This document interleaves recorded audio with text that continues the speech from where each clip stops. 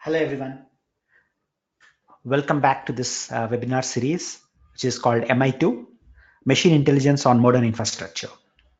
My name is Janakiram. I'm the speaker for today, and I'm pretty excited to walk you through a new session on training neural networks and convolutional neural networks with NVIDIA Digits. So before I get started, let me pull up a quick poll to make sure that I understand where you are in your ML journey. So you should now see a quick poll on your screen. Appreciate if you can take a minute and respond to this.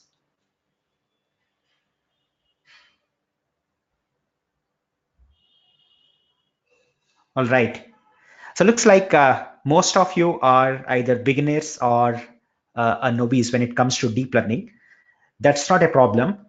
This session would introduce you to a wizard style tool that's going to help you develop convolutional neural network models. So even if you are not very familiar with machine learning and deep learning, you will still find this session useful because we are not going to write a single line of code. We'll actually use a wizard style NVIDIA digits to train our model and then perform inference. So what is MI2? Well, if you have been following this series, it stands for Machine Intelligence and Modern Infrastructure. Every other week, I bring you an insightful session on modern infrastructure based on Kubernetes and cloud native technologies, and machine intelligence focused around AI, ML, and deep learning. For signing up for future sessions and taking a look at the previous sessions, please visit mi2.live. So coming to today's session, I have a few things in store. So I'm going to start off with an overview of deep learning. Then we'll take a very brief look at convolutional neural networks. Then I'm going to touch upon the key concepts of CNN. And then I have a detailed walkthrough of NVIDIA digits. A quick disclaimer. This session is not a deep dive on neural networks or convolutional neural networks. In fact, one session is just not sufficient for that. I'm planning to bring a series of sessions just focused on training convolutional neural networks. But to appreciate NVIDIA digits, we need to understand certain concepts. So I'm going to briefly introduce them before we dive deep into using NVIDIA digits. So if you have been attending my sessions, I presented one of my previous sessions on Azure ML, where I spoke about the life cycle of a machine learning model. So in machine learning, we have multiple phases. So we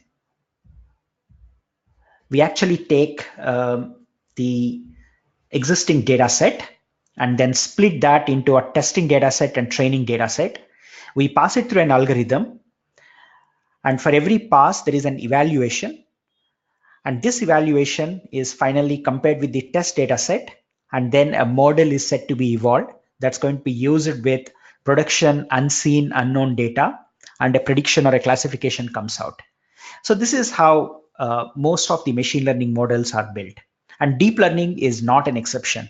It still follows pretty much the same philosophy of taking data, applying an algorithm, constantly evaluating it, and then finally generating the model. So what is deep learning? Well, deep learning is based on neural networks. So neural networks is an advanced science of machine learning that is closely modeled around the human brain and neurons.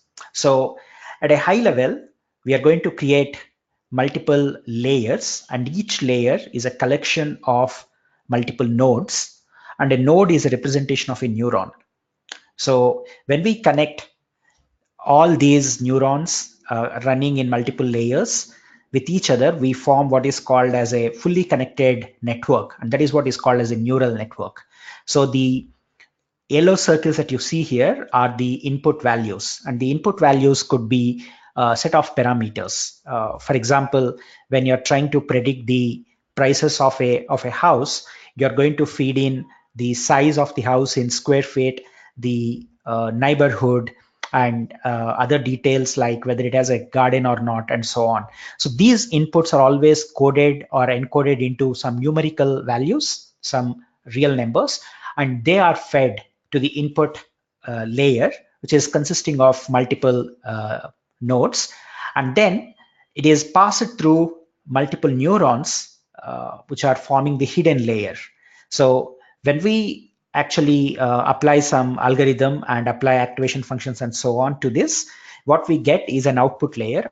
And this output layer, if it is performing something like a linear regression where the output is always a single value, we'll end up getting just one value. But if you are performing logistic regression where you have more than one value that is expected, so you'll have two nodes in the output layer. And if you're performing multivariate classification where the outcome can be of multiple types, for example, you are feeding in the flower type and you want to predict what kind of a flower it is, you might end up getting multiple there is only one output layer, but in some cases, when you're trying to come out with multiple values, you may have multiple nodes in the output layer. So that is how we are actually modeling the neural network.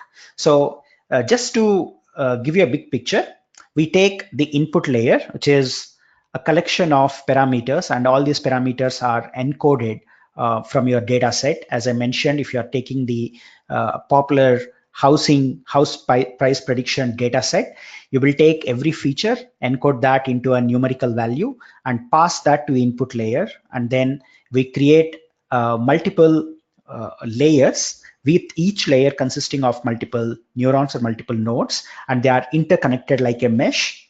And finally, we have an output layer. Now let's understand this a little better.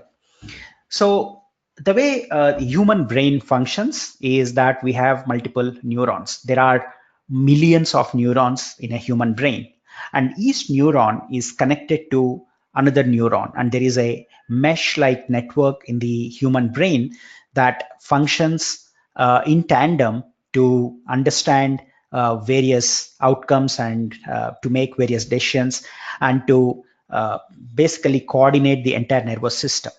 So when you touch something hot, you are basically sending a trigger, a signal to the neurons in your brain, and they all get activated. And then the immediate reflex is to take the hand away from whatever is you're trying to touch, which is very hot. So that is how neurons basically get a signal, and based on that signal, they trigger additional neurons, and all of them work together to basically make an action or to take a decision. Now, neural networks are highly influenced by the way the human brain functions. So just like there is a neuron, and the neuron has multiple inbound signals coming from what is called as dendrite, and this neuron is capable of sending the outbound message to another neuron, and that is what is called as an axon. So no neuron is standalone. No neuron is isolated. It is connected to multiple other neurons to receive inbound signals and to send outbound signals. So our neural networks are basically modeled around a very similar architecture.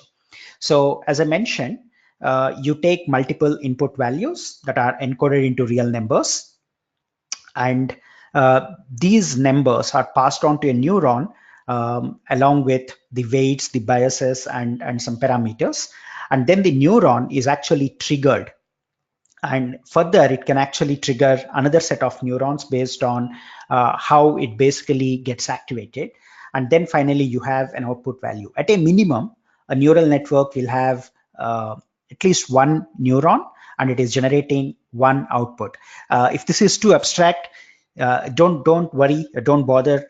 This is a pretty complex technology, pretty complex architecture.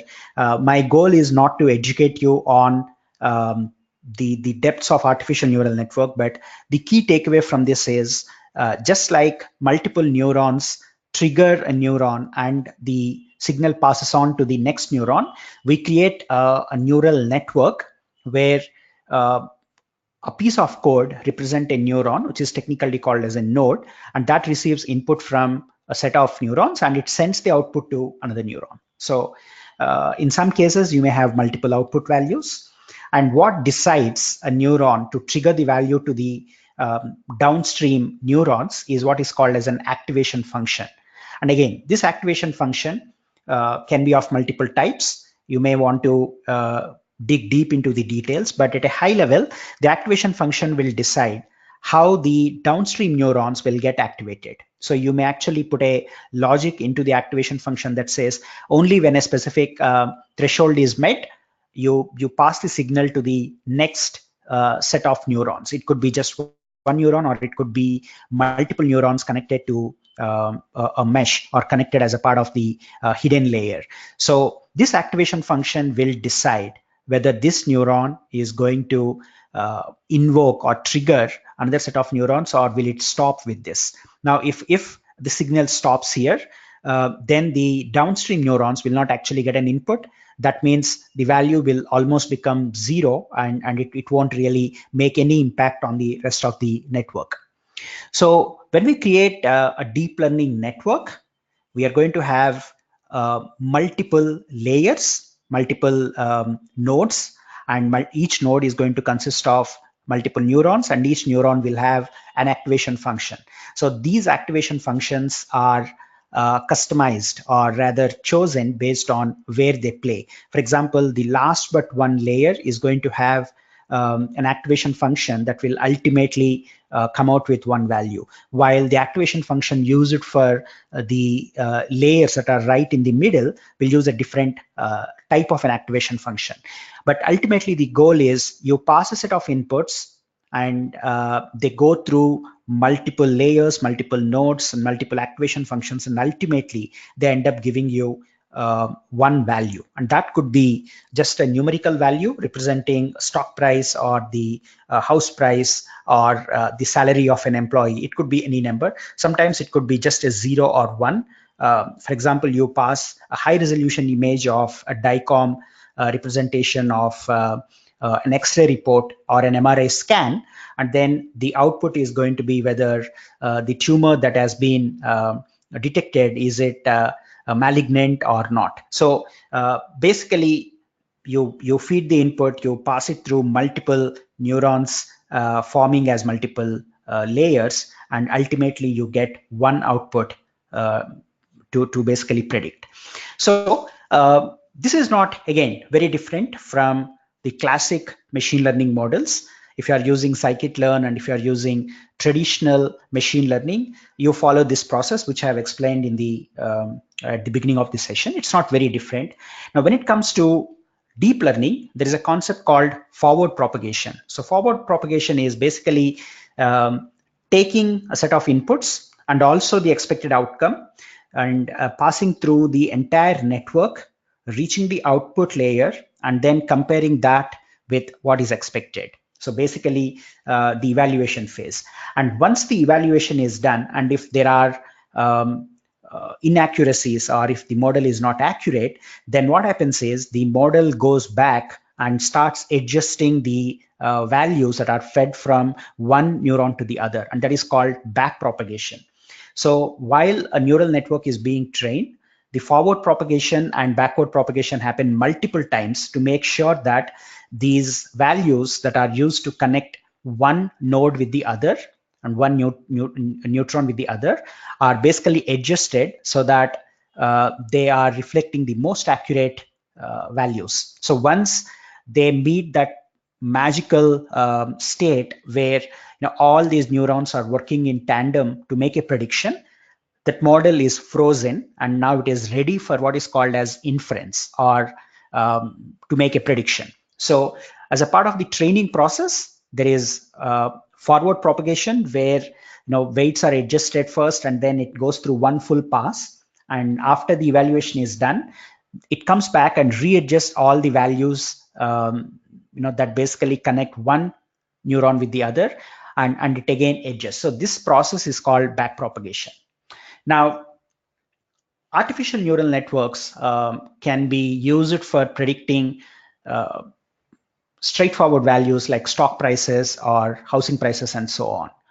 But when it comes to predicting images, and when you want to apply neural networks to images and videos, we use a special type of a neural network called convolutional neural network.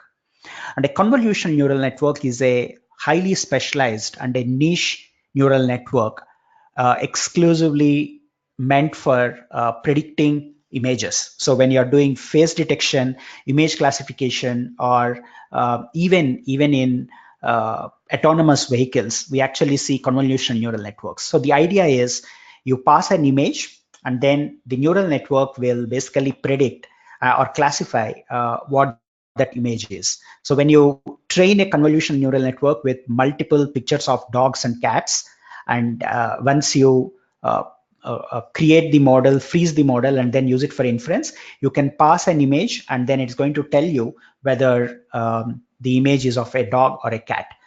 So this is called convolutional neural network. The other type of neural networks that are very popular are basically called RNN, or recurrent neural networks, and that is primarily used for natural language processing and text classification. So if you are using a high-end mobile phone and when you're typing your message, you'll actually see the keyboard prompting what's coming up next or what you are supposed to type next. So that prediction, which is based on text, is actually the application of a recurrent neural network, or RNN. So the focus of today's session is a convolutional neural network where we are going to use multiple images to train the model. Now, remember, when we are using an artificial neural network, our goal is to basically feed a lot of arrays, a lot of matrices, or a lot of tensors. And those tensors, which are actually going through the whole network, will ultimately end up classifying one image or one value. So the goal of any neural network is to take a set of input parameters, and each parameter of this input layer could be very complex matrices or tensors. So basically, a tensor is a multi-dimensional array, which is very complex. So if you understand, what is a scalar, what is a vector, what is a matrix, tensor is the next in line where you actually create a very complex array and then feed it as one of the parameters. Since you're actually doing this for multiple parameters, where every parameter is like a pretty complex tensor, this is a highly intensive, mathematically intensive task. Training a model, training a neural network is pretty intense. That's the reason why we need an additional processor to support this, and that is what is called as a GPU, or a graphics processing unit. So coming back, when we actually use a neural network for training images and predicting images, we need to first take an image and encode that into some kind of a number, because remember, machine learning can only deal with numbers. So if you're actually feeding a simple smiley to a neural network, what it basically does is it first takes this and then turns that into an array of numbers. And each number, for example, if it is a darkened cell, it is going to be represented by 1, otherwise it's going to be a 0. So this is a very lame representation of how computer sees an image, but in reality this is going to be pretty complex, because we are not going to pass a simple smiley, but we are going to pass high resolution images of cars and very fast moving multiple frames per second images and so on. But nonetheless, the computer still sees them as a collection of arrays, and if you are feeding a RGB image, which is colorful high-res image, basically there are 3 channels that represent these RGB values. So this is a grayscale image, so you're actually seeing just the zeros and ones. But imagine you're feeding a colorful image, you'll actually end up seeing a complex matrix that has the encoding of RGB values.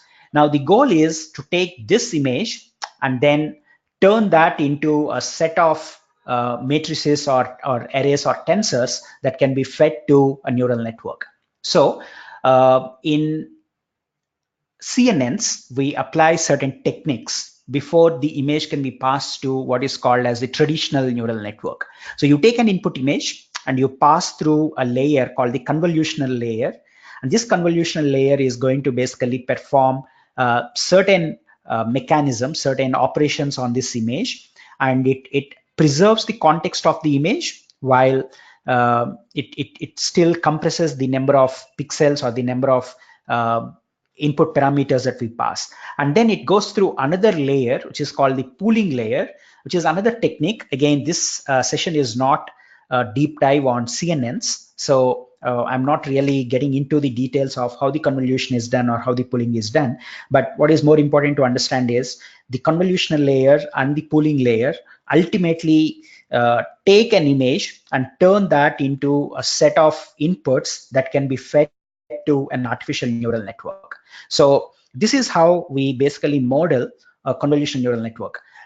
Take an input image, pass through multiple layers, and each layer is responsible for flattening the image or reducing the details or the complexity of the image while preserving the context and the spatial nature of the image, but ultimately feed it to a neural network so that we can still perform prediction.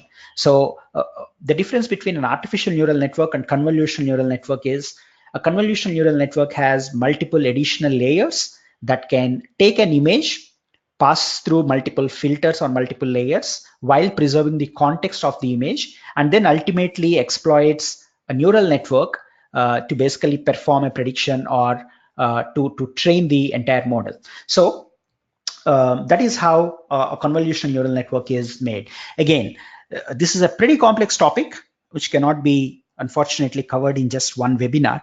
And again, the goal of this webinar is to show you how you can use NVIDIA digits without really doing hyperparameter tuning or creating a CNN from the scratch. But to appreciate NVIDIA digits, it's important for you to understand how a CNN is modeled, and that's what I'm basically walking you through. So to summarize, a CNN is an artificial neural network with multiple additional layers, and each layer is responsible for reducing the size of an input image while still preserving the spatial nature and the context of the image. So if you take a raw image and feed it to a neural network, it could be extremely complicated and extremely huge, and no CPU and no GPU can ever train this model, because you're actually feeding a very high resolution image with multiple megapixels, and no neural network can basically train that model. So to leverage the existing research in neural networks, what we do is we basically create a couple of additional layers, so sometimes many more additional layers, whose job is to take this high resolution image, compress it, but without losing the context and without losing the minute details of the picture, but ultimately turn that into a set of parameters that can be fed to a neural network. That's the best way of thinking about a convolutional neural network. This is a pretty complex science, and if you are really fascinated by computer vision, you should explore further details about a convolutional neural network. But the good news is, when we actually use NVIDIA digits, you don't need to deal with the TensorFlow models or Caffe models by hand, as in you don't need to write code to train a convolutional neural network. You can actually use a web-based wizard to actually train the model and also download the model and perform inference. So what exactly is NVIDIA digits? So NVIDIA digits is a deep learning GPU training system. That's why it is called digits, deep learning GPU training system. It is a web interface for Caffe, Torch, and TensorFlow frameworks. So what we actually do is we create a data set. We choose an existing neural network for training the model, and then we adjust certain high-level parameters and push a button. And in some time, depending on how large the data set is, you will actually end up downloading the model that you can run, for example, on a Raspberry Pi connected to a camera. So you don't need to really write code. Now, that's the beauty of NVIDIA digits. So how do we run NVIDIA digits? Well, the best way of doing this is to run NVIDIA digits as a container. The best thing about NVIDIA is there is something called an NVIDIA GPU cloud, and they maintain the most up-to-date images, container images of a lot of toolkits and runtimes and so on. So what we can actually do is to pull the most recent NVIDIA Digits container image and run it on a GPU-based VM or a bare metal machine.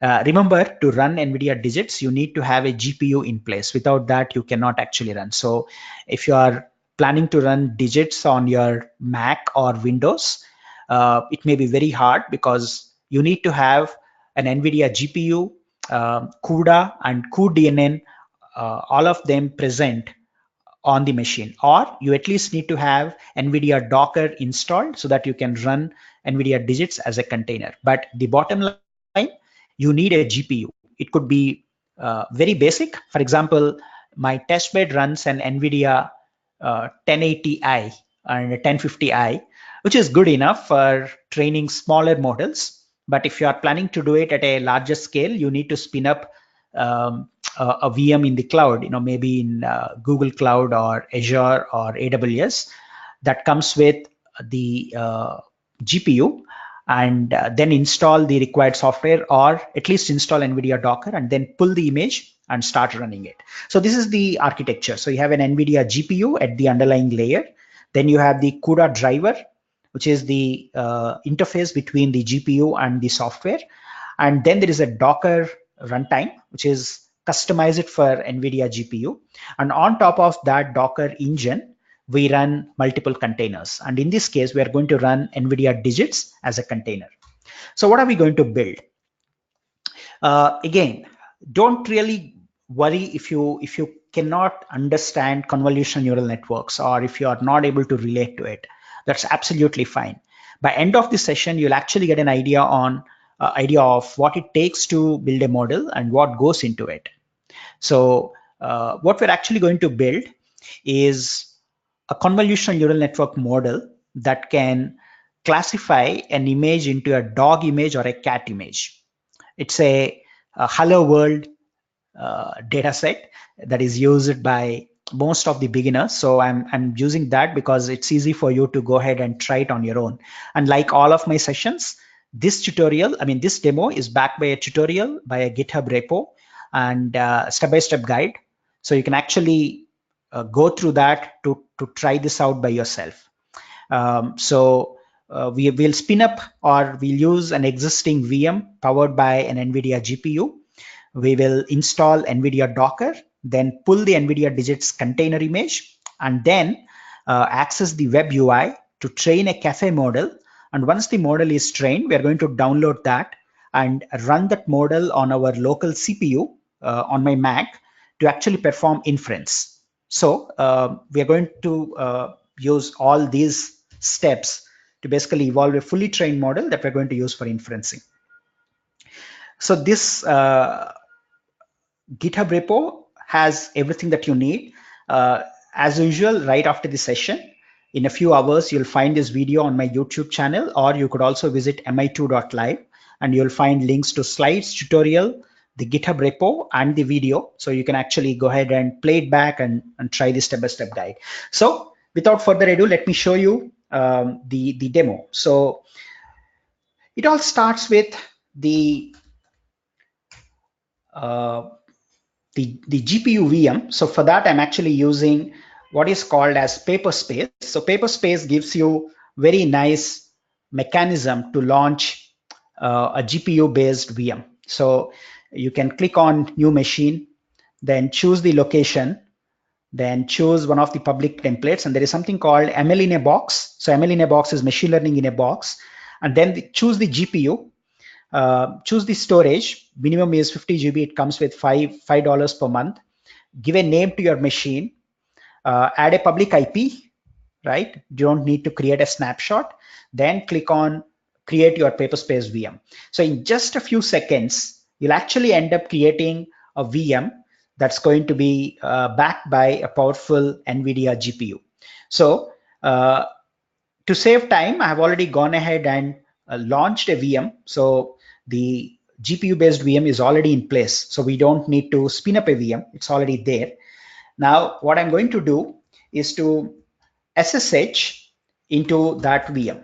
So I'm going to SSH into my Paperspace VM.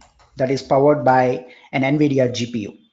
So how do we know if the GPU is available? So we run a utility called NVIDIA SMI. This is basically the interface, which confirms that our VM is indeed backed by a GPU. So this is actually running a very high-end NVIDIA Quadro M4000 GPU. This is great for running all the CNN models and run tools like NVIDIA Digits. So we have everything that we need. I've already gone ahead and installed Docker. So Docker is very important. Before you could install NVIDIA Docker, you need to have Docker. So we are actually running an Ubuntu 18.04. So I'm running the most recent version of Docker on this. I also have NVIDIA Docker. As I mentioned, this is a fork of Docker, which is customized to talk to the GPUs. So this is NVIDIA Docker version 2. And it actually uses Docker engine, but extends that to make sure that it can talk to the GPU. So we have everything that we need, a GPU-based VM, Docker, and NVIDIA Docker up and running. Now, what we're going to do is to basically get the data set. So to make this easy, I have a data set, which is already split into test and train. So under train, we'll actually find multiple images of dogs. So if you actually look at any of these images, they're all images of dogs. And similarly, there is a collection of cat images as a part of this data set. So there are multiple cat images. Now, I have split this data set into train and test. So 75% of the available images are within the train folder, and 25% are available under the test folder. So we need to have this data set on our VM. So what I can actually do now is to use SCP utility and copy the cat.dog.zip onto my VM. And this is about 200 MB or 180 MB roughly. So to save time, what I've done is I've gone ahead and copied that to my VM. So the data set is already available called cat.dog.zip. Now what we'll do is unzip this into a directory called data. So this is now uncompressing the data set. And now we have the train and test folders available inside the VM.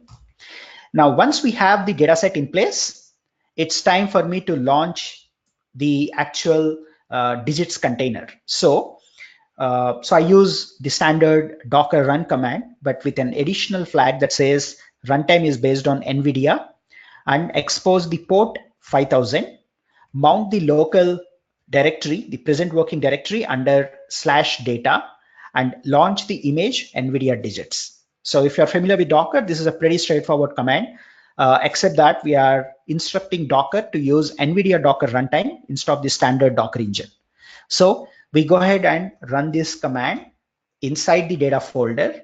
And now this is going to launch the NVIDIA digits container that is exposed on port 5000. So let's hit the browser, and we should now be able to see a beautiful interface. So there we go. So this is NVIDIA digits. This is how it looks like the moment you launch the container. So currently, this is a brand new deployment. We don't have any data set. We don't have any models or pre-trained models. So it all starts from the creation of a data set. So what I'm going to do now is to click on images, choose classification. And it's a good idea to create a username. So I'll give it a username. And now we need to point this web page to the data set that we just uploaded.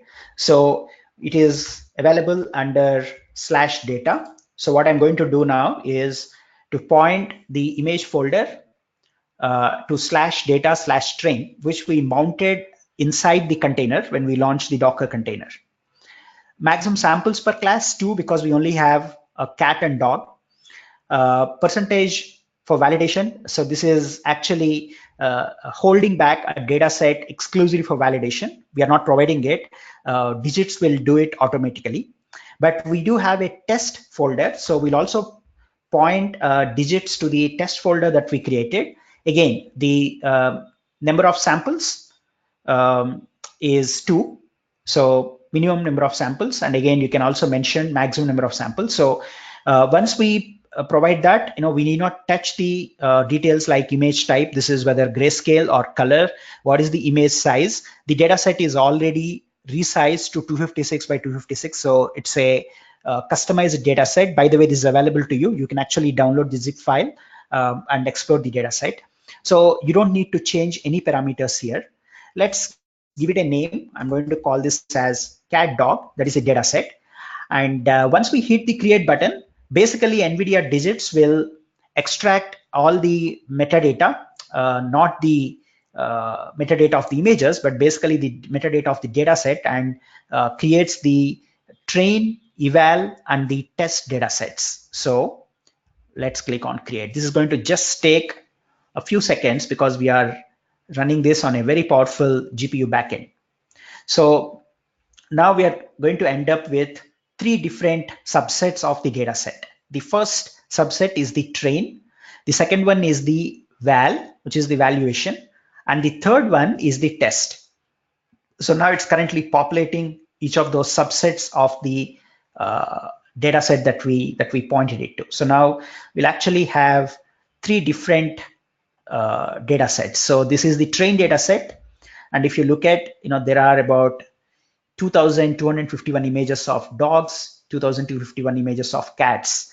And similarly, this is the val data set. There are 750.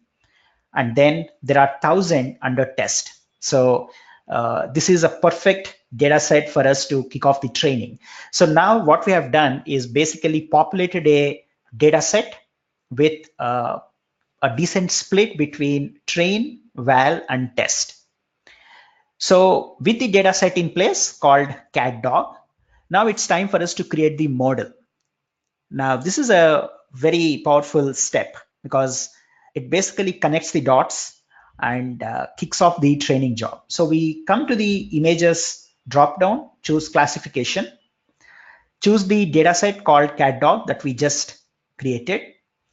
Training epochs. So training epoch is how many passes we let the training go through. So an epoch is basically one full round where the model is evaluated against a set of values. So the more number of epochs, the better the accuracy, but it is also going to take a longer time. So to keep this short, I'm going to choose 10 epochs. So 10 epochs is basically 10 passes where the model is going to be adjusted and evaluated. So there is something called a stochastic gradient descent. This is called as an optimization technique. This is used to basically make sure that the model is getting optimized based on the expected outcome.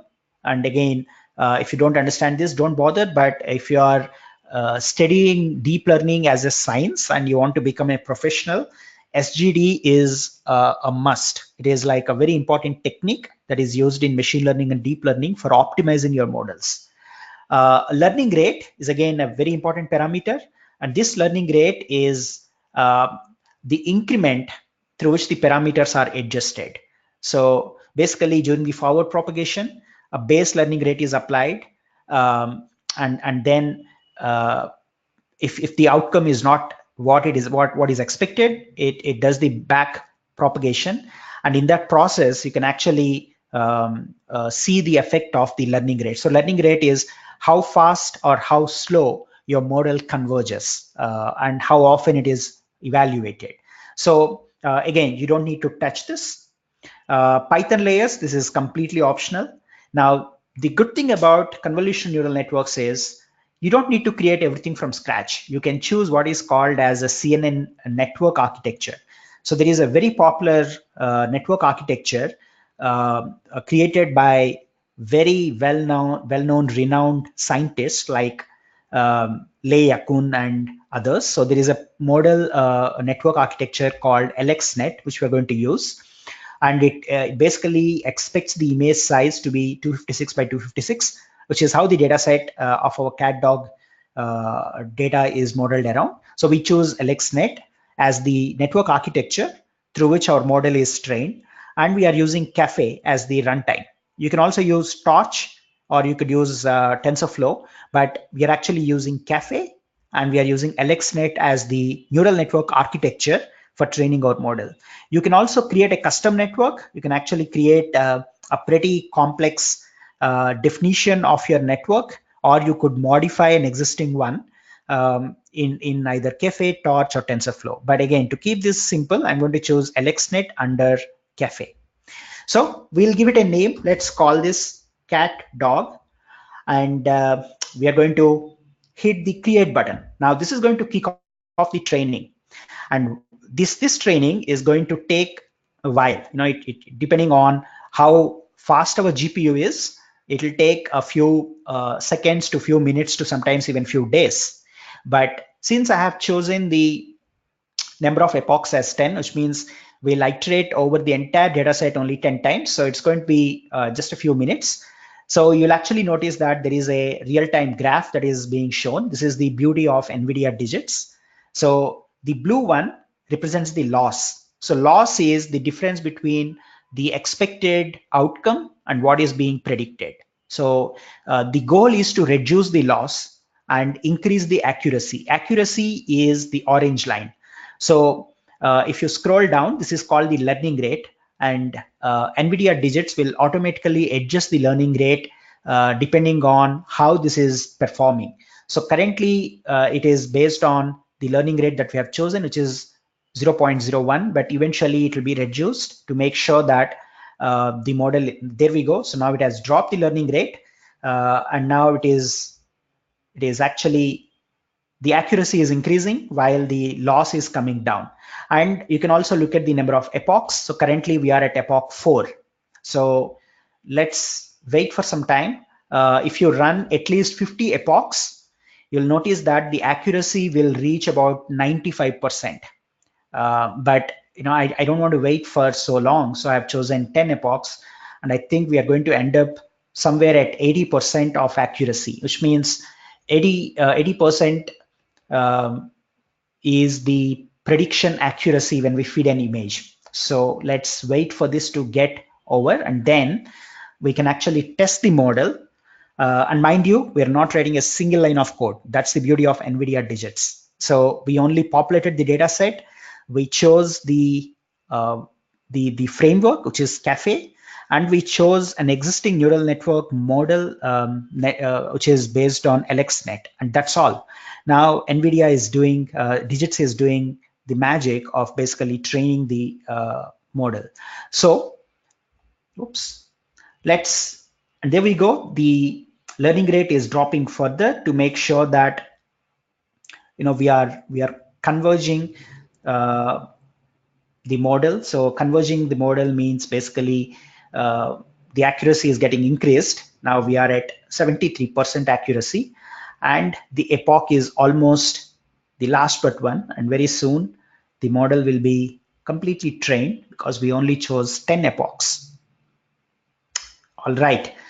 So now we ended up with a 73% accurate model, which is not bad for 10 epochs.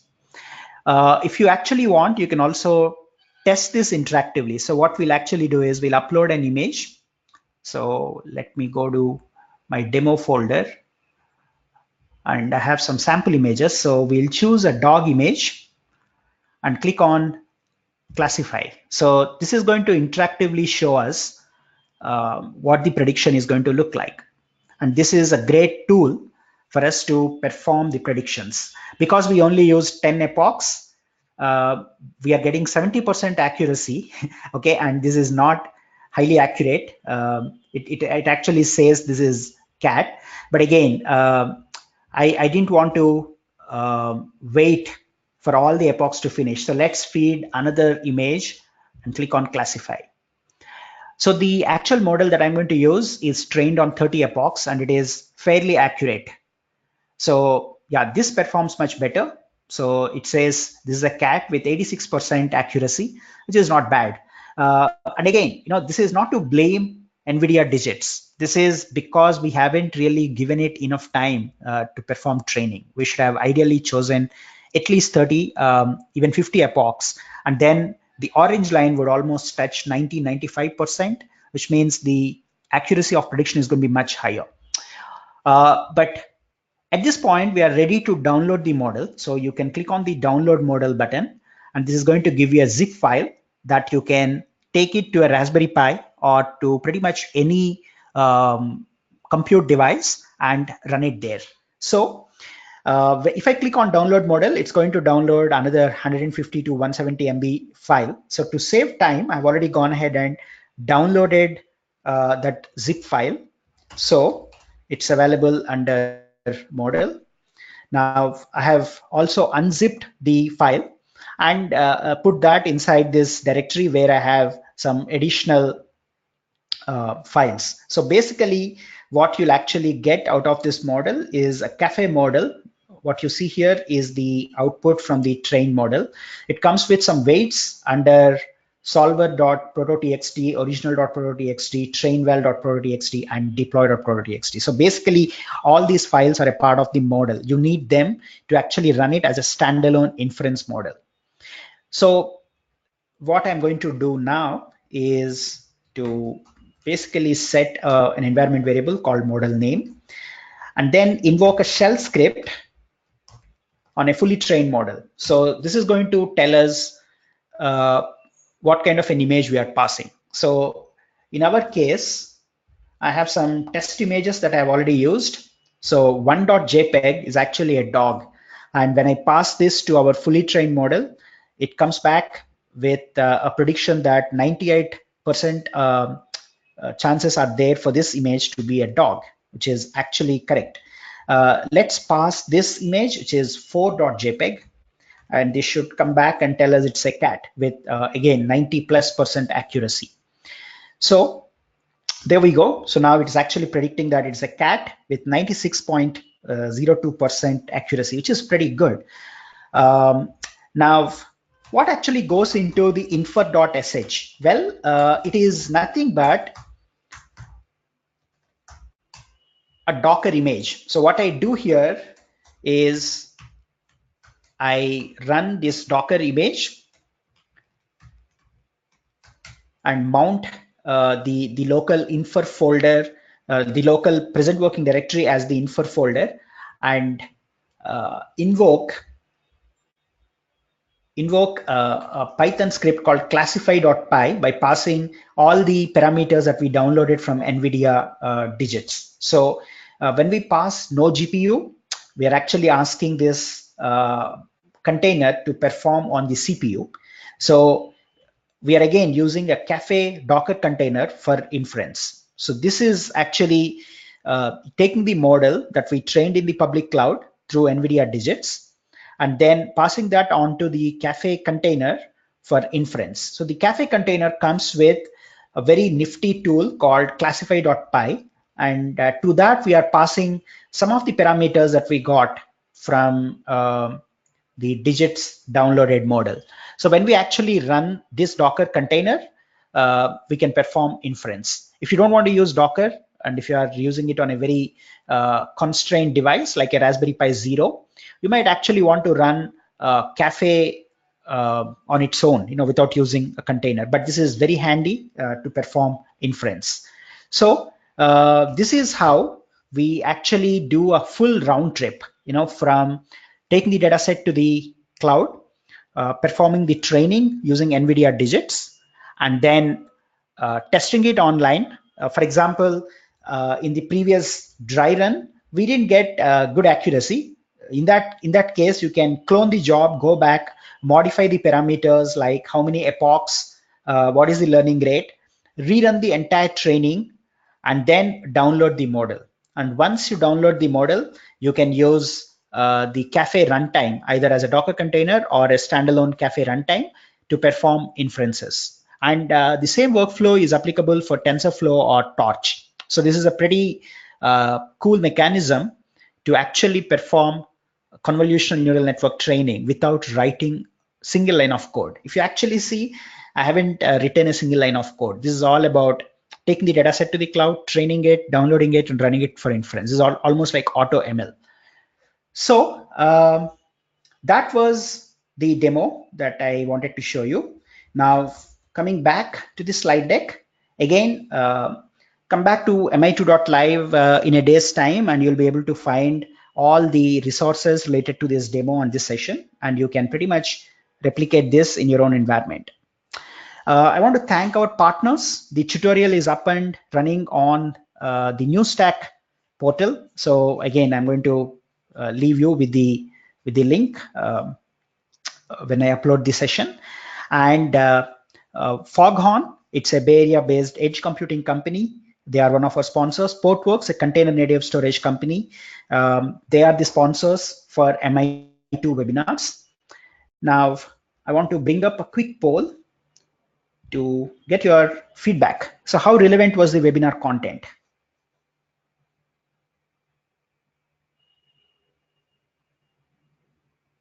All right. For most of you, this was very relevant, which is encouraging. So thanks for that. And I have one final poll, which is the reflection of the quality of content, everything related to my presentation, my demo, the content, everything. All right. Thank you for attending, and I have an announcement to make. So on March 7th, my next session is on modern infrastructure, and I'm going to cover serverless computing based on Google Cloud Functions. So I'm going to show you everything from the scratch to build an event-driven application powered by Google Cloud Functions. That is on March 7th, Thursday at 9 a.m. PST and 10:30 p.m. IST. 9 a.m. PST and 10:30 p.m. PST. Again, you can sign up for the upcoming sessions at mi2.live. So thanks for attending this webinar series, and I hope you are finding this useful. If you are watching this on YouTube, don't forget to subscribe to my channel. I'm going to bring you a lot of demos, a lot of useful content and tutorials. And if you are watching this live, don't forget to sign up at mi2.live for all the upcoming webinars. Thank you, and I'll see you at the next webinar on March 7th on Google Cloud Functions.